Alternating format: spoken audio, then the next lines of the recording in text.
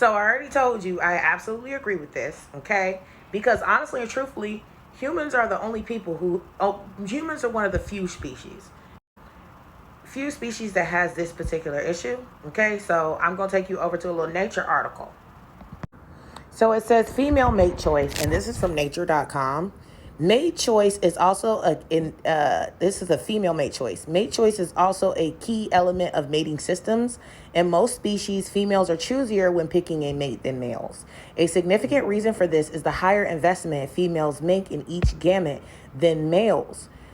Females may prefer certain males for a variety of reasons, including good genes, meaning that the male has attributes which predict better survivorship of the offspring. Now, I think that this actually explains how men that don't have shit have kids, to be honest, because it was their genes, okay? It was their genes, and it was also their smell.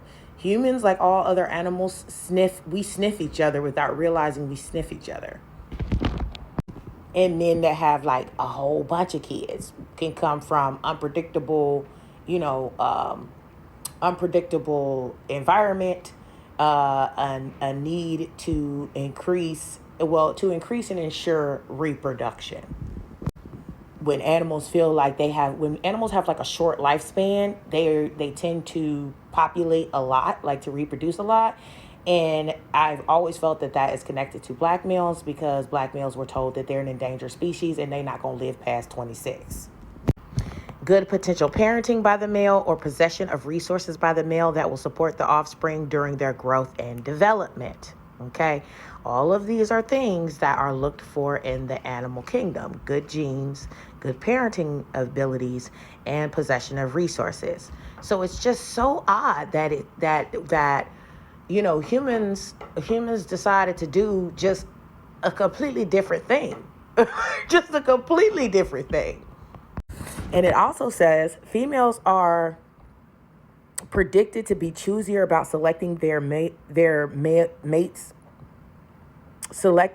than males because of risks during mating, such as aggression or disease transmission, which may negatively impact the female's reproductive output, which is very similar to humans, because nobody wants to be in a relationship with a dangerous male. I've always considered aggression to be a red flag when selecting a mating partner. And then it talks about how they choose, mates according to just their ornaments, their colors, things like that. The mating effort that the male puts into it determines if he's going to get a mate or not. And so this is like really interesting to read, like to find this article, okay?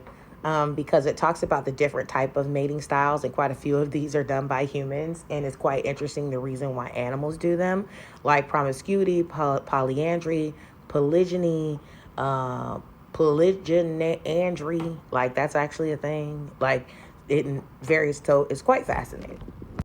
And it says to transfer their genes to the next generation successfully, animals need to choose a suitable mate. Failure to do so leads to low or no reproductive success. This is why I believe that women, choosing to be child free, et cetera, is definitely a sign of there not being suitable mates. That's why I'm inclined to believe women when they say that, because we are dealing with a birth decline as a country, as a people, and as well as globally. So there is an issue with the mating selection. And I don't know when people are going to be real and just admit that, but it's true, and it tracks per nature in the animal kingdom. Okay. And it says reproductive success can also hinge on the number of males and on social interactions that extend beyond mating. And that's something that is definitely a human issue that humans have, because social interactions are, declining the interest in mating at all. So yeah, I find it quite odd when men are confused about what women are saying in regards to dating, because it's like this is not abnormal in the animal kingdom at all. It's quite normal for a woman or a female to want the best, to want to mate with the best, to want to be with the best. It's like natural freaking instincts. It's only not natural instincts in the black community, in my opinion, because the black men were economically alienated, as well as mass incarceration, things like that, which threw off the normal mating patterns. So they were concerned about reproduction happening not the quality of the mating matches happening. So they excused a lot, they painted a lot of red flags green, to just keep the continuation of black people happening in the black community, like in pro-black community, black nationalism, things like that.